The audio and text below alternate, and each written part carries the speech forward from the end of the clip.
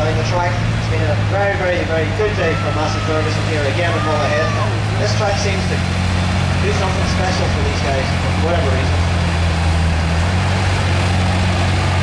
So, he's coming down the track.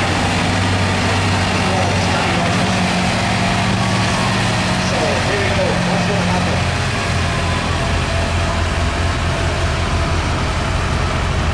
Ladies and gentlemen, it's very, very close.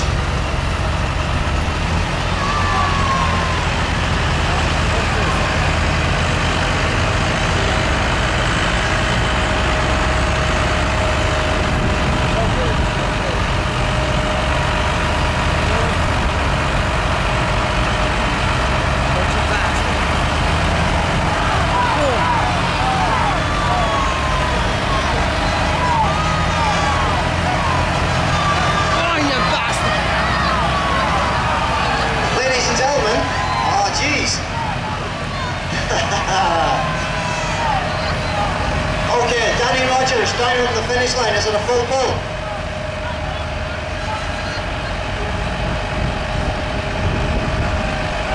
Yeah, there you go. I think it's Danny Rogers. Is it a full pull? No. Yes, it is.